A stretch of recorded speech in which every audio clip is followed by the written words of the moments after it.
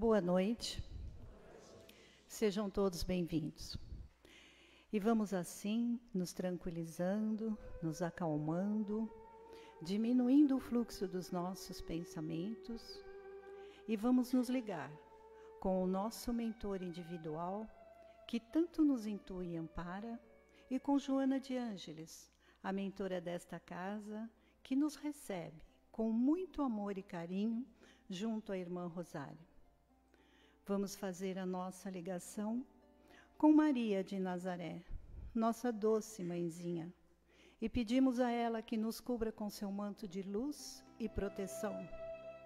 E junto de Maria, chegamos ao nosso Mestre Jesus, que fez o sacrifício de encarnar entre nós, para nos exemplificar e deixar seus ensinamentos. E de mãos dadas a Maria e ao nosso Mestre Jesus, chegamos a Deus, nosso Pai, a quem agradecemos pelo dom da vida, por tudo que somos e por tudo que temos com a prece. Pai nosso que estais nos céus, santificado seja o vosso nome, venha a nós o vosso reino, seja feita a vossa vontade, assim na terra como nos céus. O pão nosso de cada dia nos dai hoje, perdoai as nossas ofensas, assim como nós perdoamos a quem tem nos ofendido, e não deixeis cair em tentações, mas livrai-nos de todo o mal, que assim seja, graças a Deus. E vamos envolver em muita luz e receber com muito carinho a nossa querida Samanta, que trará a mensagem da noite. Que assim seja.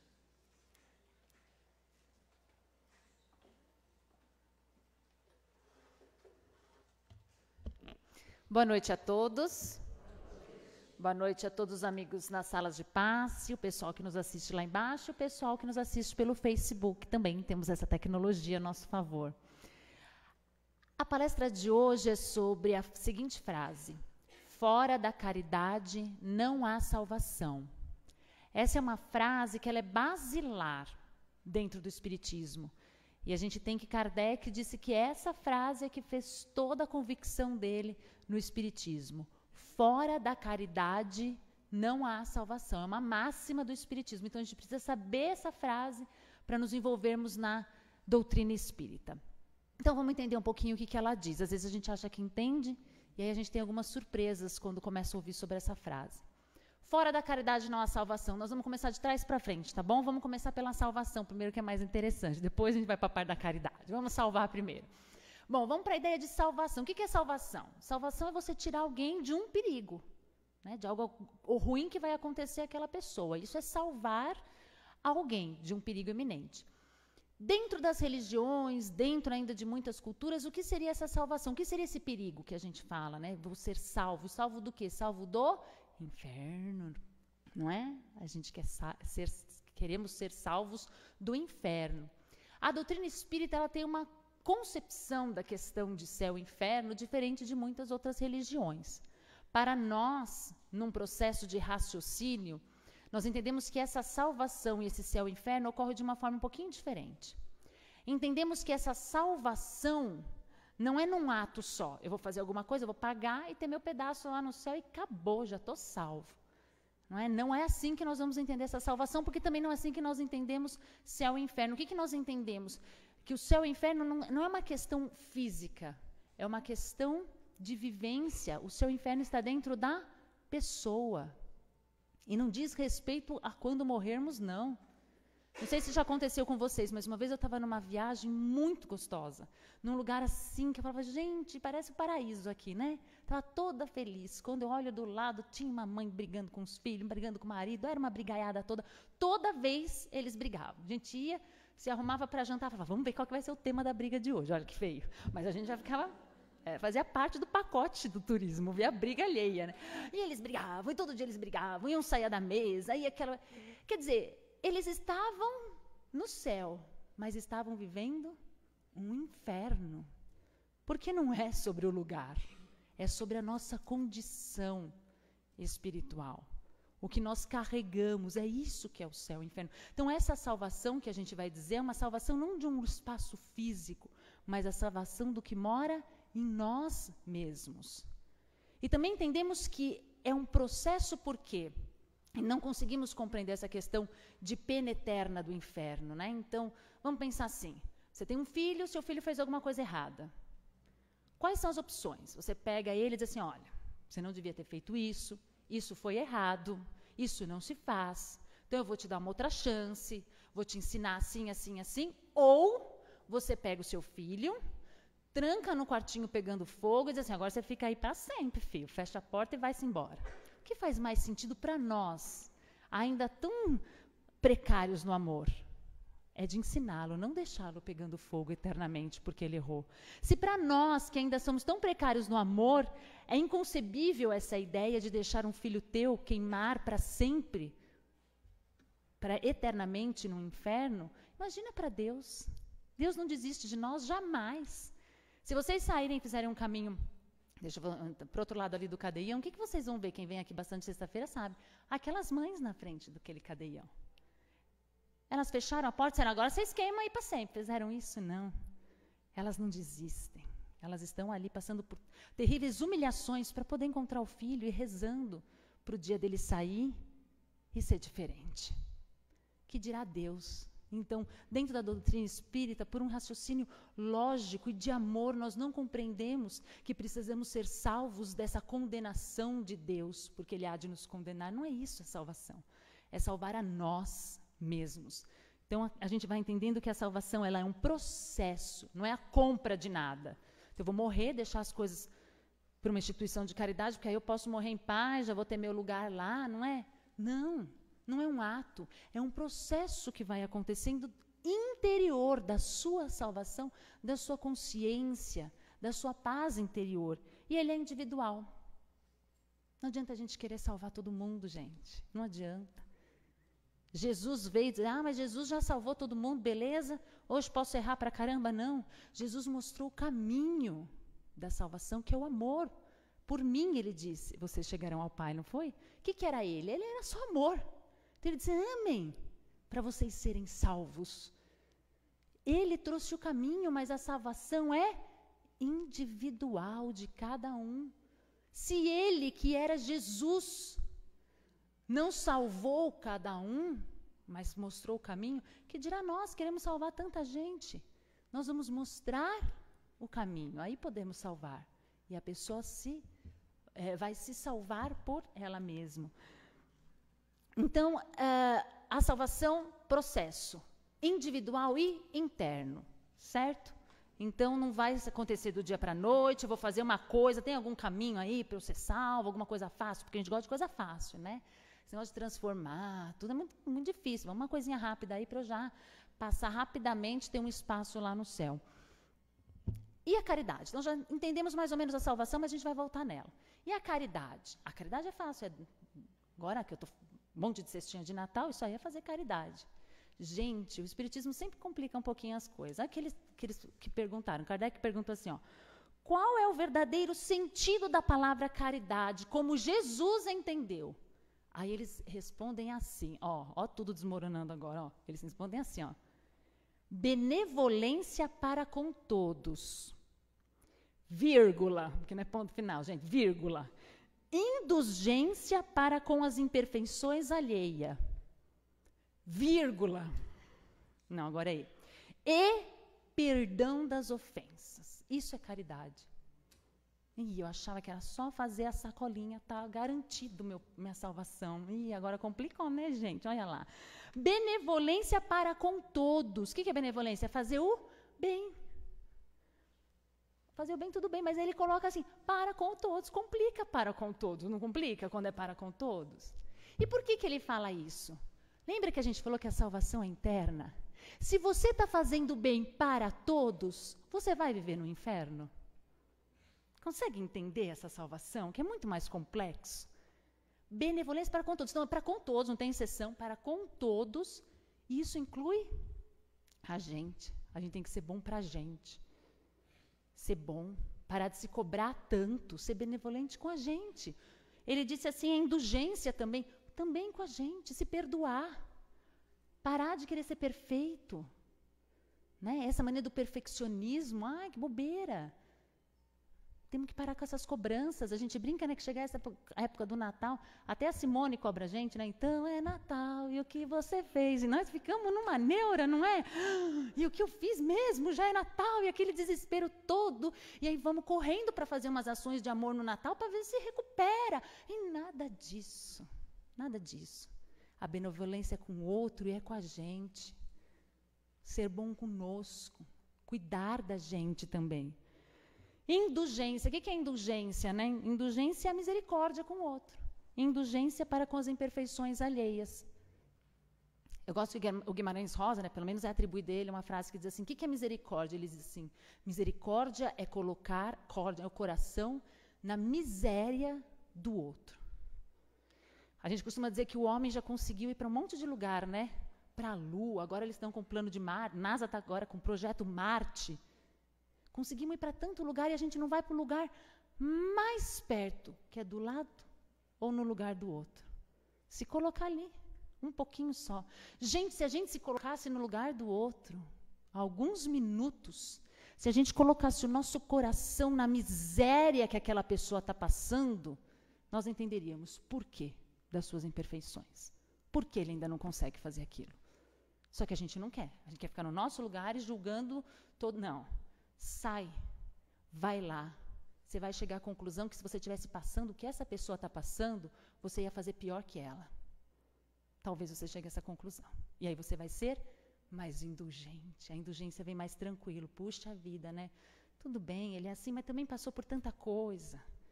A vida foi assim, teve tal experiência, não tem um referencial, não tem o mesmo conhecimento que hoje eu tenho. Então, quando a gente vai no lugar do outro, fica mais fácil de ser indulgente. E ele diz assim, perdão das ofensas, que para mim é difícil, né, gente? Perdão das ofensas. Perdão das ofensas, o Alírio de Cerqueira Filho, ele explica que é um exercício de humildade. Eu tenho que perdoar o outro porque eu tenho que praticar um exercício de humildade. Se eu estou vendo que aquela pessoa erra, né? Todos nós erramos, não é assim? Todos nós erramos. Mas eu não permito que o outro erre. Ele tem que ser perfeito. Eu erro. Eu erro porque quando a gente erra, a gente fala assim, tá bom, mas também nunca ninguém errou. A gente não faz assim? Então, aí a gente admite que todo mundo erra, mas quando o outro erra, aí já não. Então, esse perdão é essa compreensão de que todos podem errar. Não é conivência, né? É um exercício de humildade. E o Evangelho segundo o Espiritismo, ele diz assim, sempre que acontecer uma coisa assim, a primeira atitude sua seja refletir o quanto você colaborou para que aquilo acontecesse, para que aquela pessoa agisse daquela forma com você. Pense um pouquinho.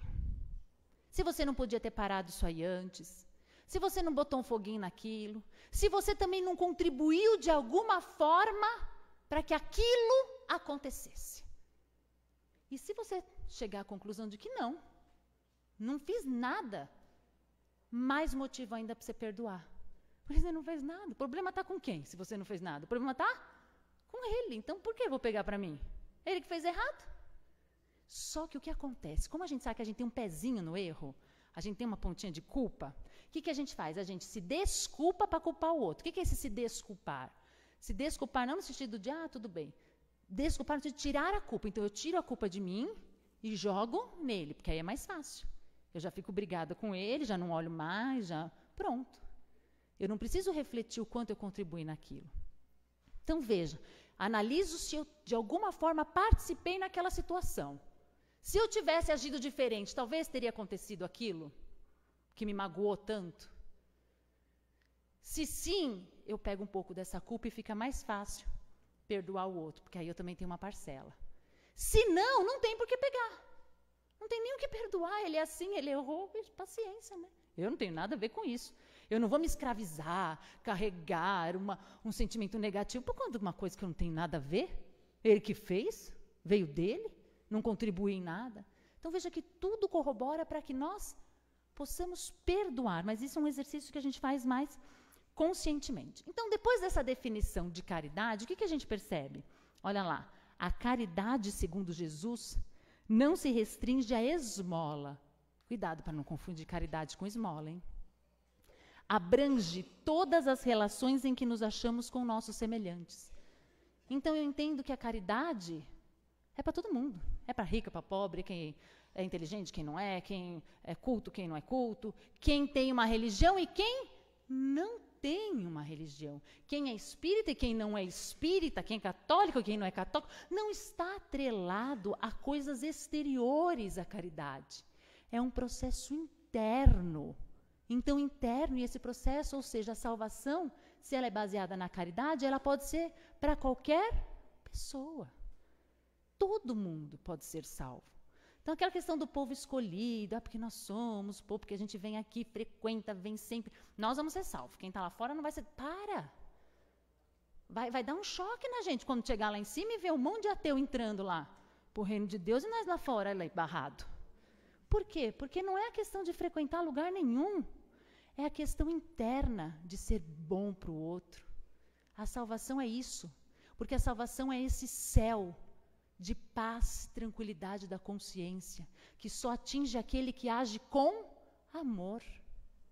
É esse céu. E para agir com amor não precisa frequentar tantos dias. A gente frequenta por quê? Porque isso nos ajuda a praticar.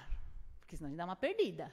Mas existem pessoas que já praticam o amor, a benevolência, tudo isso sem necessariamente ter uma religião, sem necessariamente ter ir na igreja todo dia, não sei. A pessoa já pratica a sua própria salvação nessa caridade que é acessível a todos. Então não existe povo escolhido. Que Deus louco é esse que ele vai escolher um filho para ser salvo e o outro para queimar no inferno? Você não faria isso com seus filhos? Que dirá Deus? Então a gente vai entendendo que a caridade é para todos. Então a salvação é uma iluminação do espírito até a sua completa perfeição. Então é um processo. Não é que eu vou morrer e vai acontecer alguma coisa, ou eu vou ser salvo ou não. Eu estou me salvando dia a dia. Eu não vou conseguir aquele céu perfeito ficar tocando harpa. Eu venho de novo para conseguir mais um pedacinho de paz, para conseguir fazer um pouco melhor do que eu fiz na outra vida. E é um processo de conquista, um processo de conquista individual. Então quer dizer que a gente não precisa fazer mais sacolinha, não precisamos mais doar nada, nem cesta básica, já vou cancelar. Não, não é isso que eu estou dizendo. O que eu estou dizendo é que você não atrele isso à sua salvação, sem que isso lhe promova enquanto um espírito. Eu tenho atitude circunstancial e tenho existencial. O que é circunstancial? É fazer essa ação do bem, é fazer uma benevolência. Só que a minha caridade e a salvação, ela vem quando isso me transforma nesse processo. Quando eu venho aqui e digo, vou fazer uma sacolinha, né? Afinal de contas, eu sou super bacana, eu tenho bastante dinheiro, vou fazer uma sacolinha. Porque também, se eu não pegar a sacolinha, o que vai ser daquelas crianças? O que vai ser? Porque Deus está esperando que eu faça a sacolinha. Aí eu já penso em Deus, falando, a Samanta não vai pegar a sacolinha esse ano, será que ela pega ou não pega? E Deus desesperado. Se ela não pegar a sacolinha, o que vai acontecer? Meu Deus, ele falando dele mesmo, né? Meu Deus.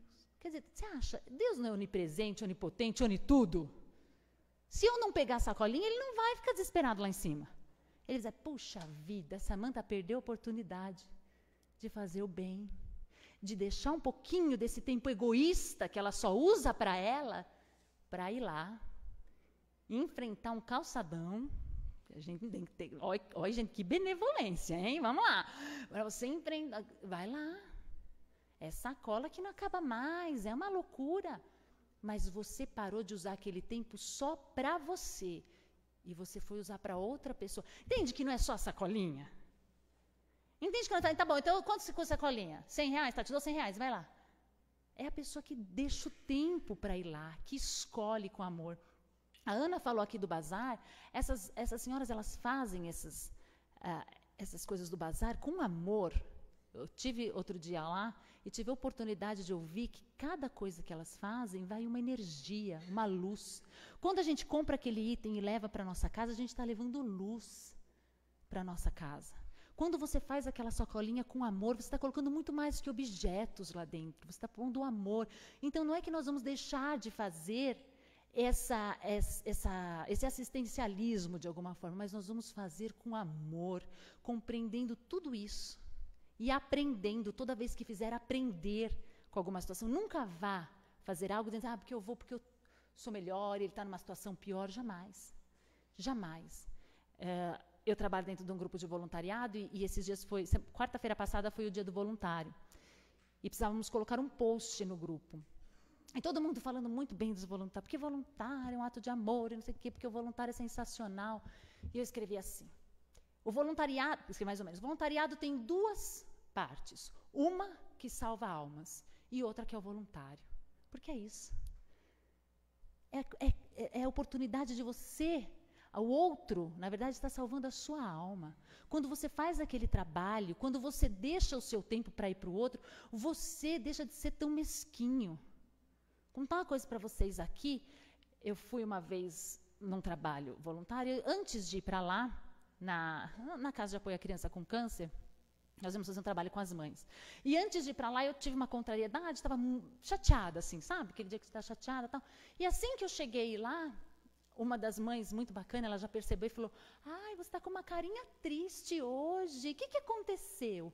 Eu falei, ai, tem dia, né, que... Aí ela falou, ai, tem dia mesmo, que nem ontem. Ontem eu descobri que meu filho, na verdade, o câncer não é no olho, é no cérebro, e começou a descrever. E eu fui assim, querendo me esconder. Quando ela acabou, ela disse assim, acabei falando de mim e você, que era o problema? Eu falei, nada que eu imagine vai superar isso aí, né? E eu fiquei com aquela cara. E aquela mulher me ensinou tudo naquele dia. O trabalho voluntário, o ato de ajudar o outro, tem que ser um trabalho de reflexão de você. O trabalho voluntário, para mim, mostra o quanto eu sou pequena. Faz eu me livrar dos valores que eu colocava nas coisas, que eu achava que certas coisas tinham valor. Me fez repensar e me fez crescer. É isso que é o trabalho. Eu fazer, sim, um ato de amor pelo próximo, mas dentro desse ato eu me transformar totalmente e compreender que esse ato é primeiro benéfico a mim. É a minha salvação nesse sentido. Eu estou sendo salva do meu orgulho, da minha vaidade, de me sentir mais que os outros, dos meus valores pequenos, das minhas preocupações idiotas. É disso que eu estou sendo salva quando eu faço um trabalho como esse, com uma mente aberta. E trabalhando outros valores, outros princípios. Porque senão você quer uma recompensa, você não compreende, se você não compreende a caridade exatamente com esse poder transformador de quem faz, não de quem recebe. É o que eu disse. Aquela pessoa está passando por aquela dificuldade. Se ela precisar de um alívio daquela dor, ela vai receber. Torça para que você possa levar esse alívio. Para que você seja o escolhido, senão você perdeu a oportunidade. É isso que é a caridade.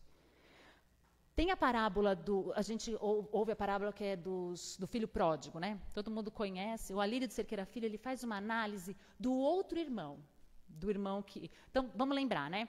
Então, estão lá um pai com 2 filhos, ele tem aquela fazenda e o filho deu a louca e ele fala, pai, quero minha parte aí e vou curtir. Não é assim?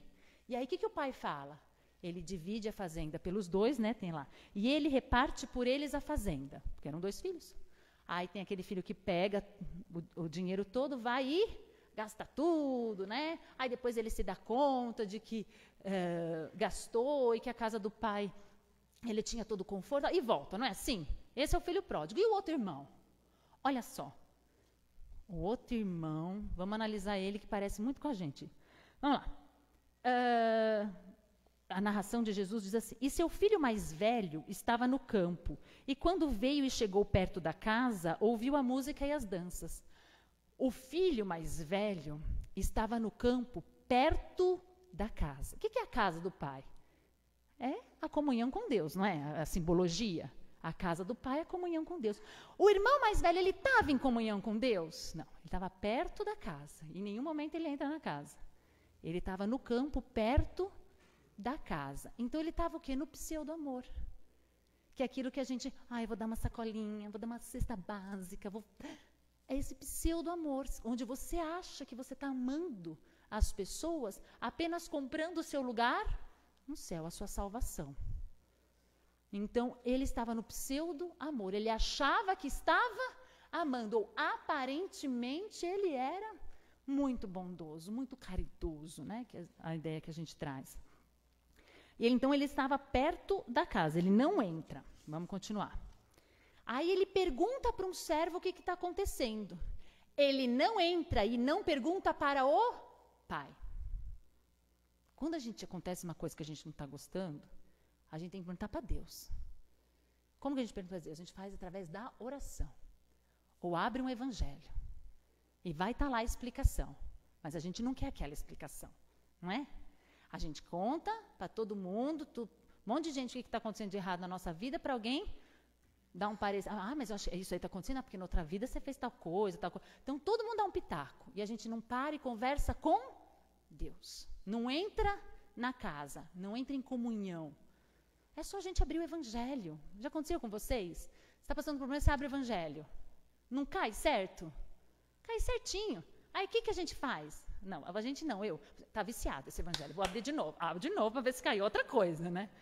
Quer dizer, você está bravo, aí você abre o evangelho e está lá. Amai os vossos inimigos. Você fala, não, né? Isso é um problema. Vamos ver. E não adianta. Porque a gente não quer entrar na casa do pai e ouvir as verdades, não é?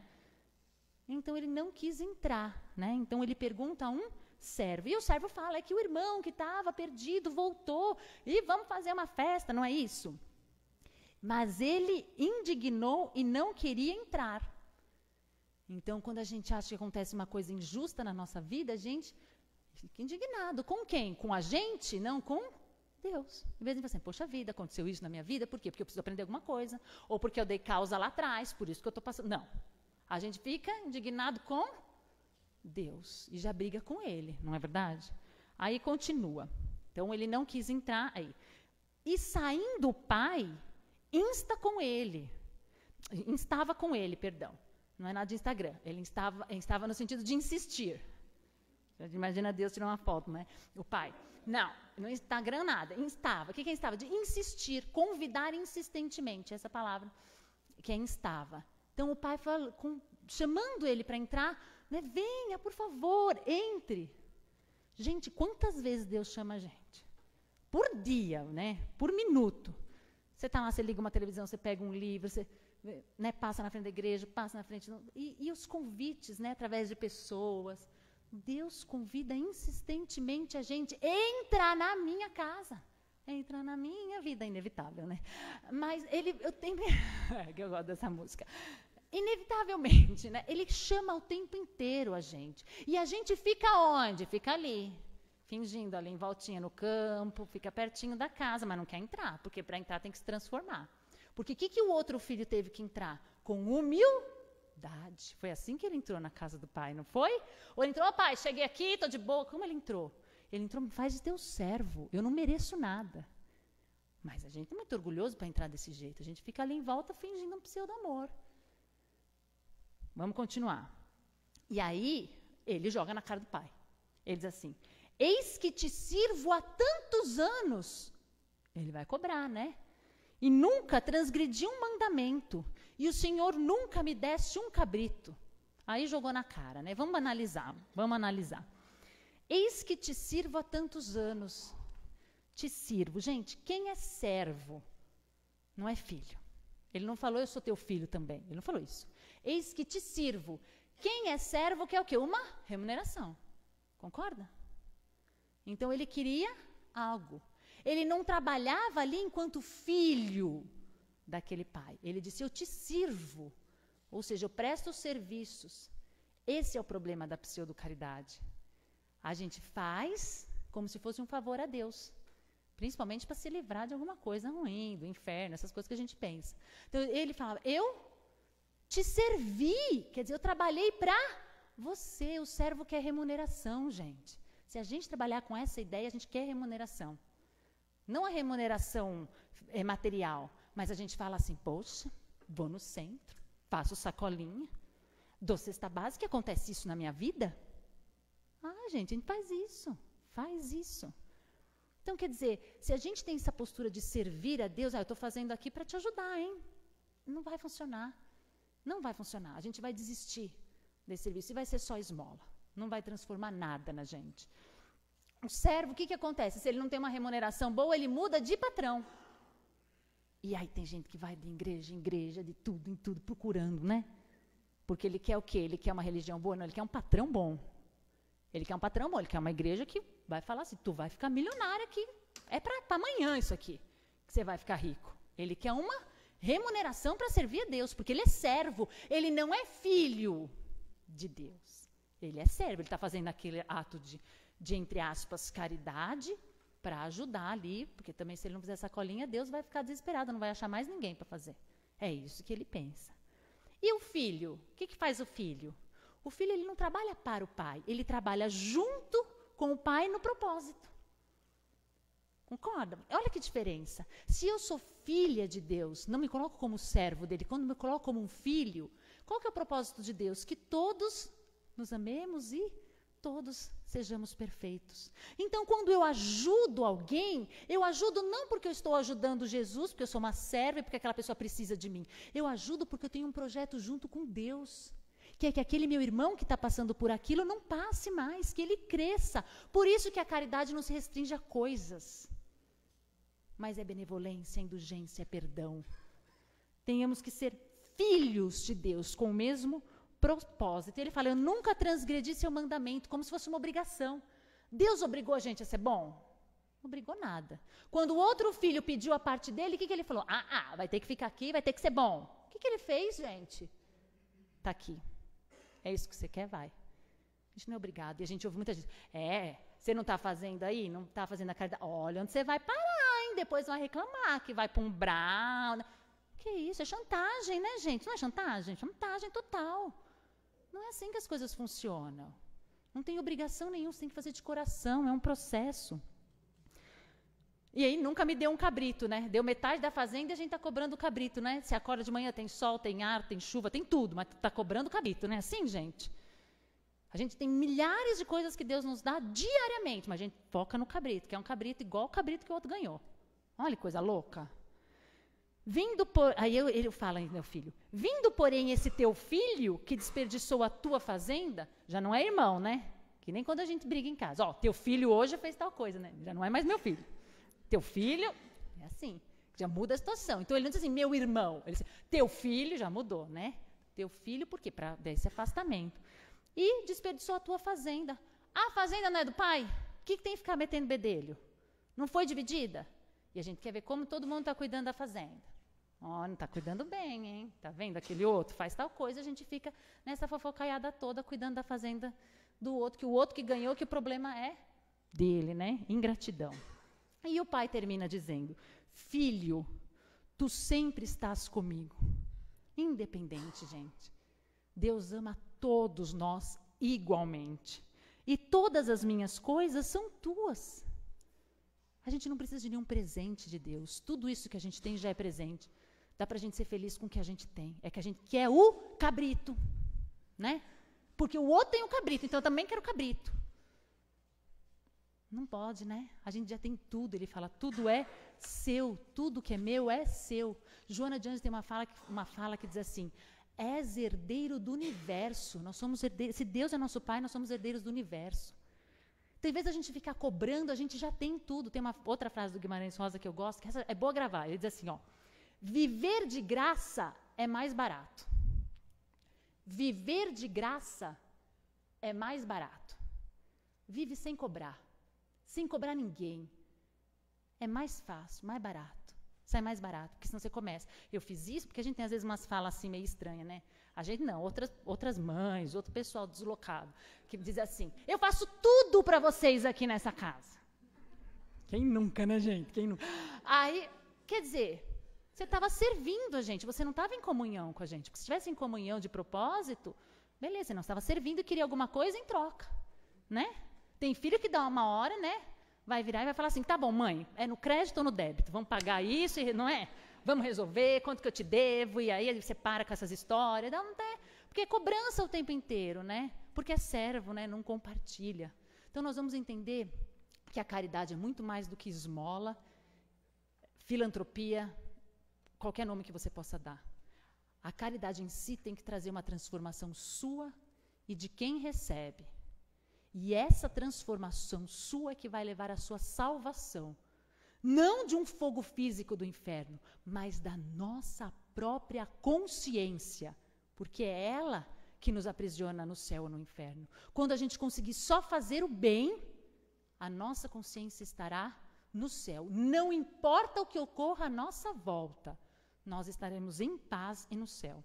Então, compreendendo que essa salvação não vai se dar de um dia para o outro, que é um processo onde nós vamos sofrer e conquistar virtudes, Castro Alves faz um resumo muito interessante, que é psicografado pelo Chico Xavier, que diz assim: há mistérios peregrinos nos mistérios dos destinos que nos mandam renascer.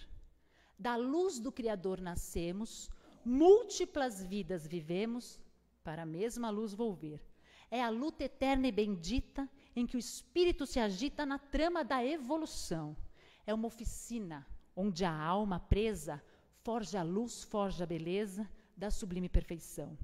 É a dor que, através dos anos, dos algozes e dos tiranos, anjos puríssimos faz, transmutando-os neros rudes em arautos de virtude, em mensageiros da paz. Uma excelsa voz ressoa, no universo inteiro ecoa, para a frente caminhai. O amor é luz que se alcança. Tem de fé, tem de esperança, para a frente marchai. Muito obrigada pela atenção dos senhores. Boa noite.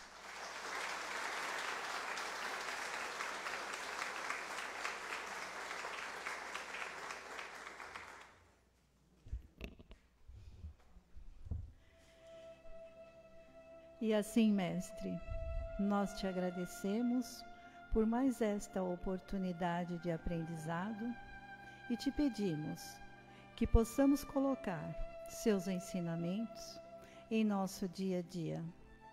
Pai, abençoa nossa família, nossos amigos, o nosso Brasil. E te pedimos que possamos retornar aos nossos lares, sob tua luz e proteção. E te agradecemos com a prece. Pai nosso que estais nos céus, santificado seja o vosso nome. Venha a nós o vosso reino.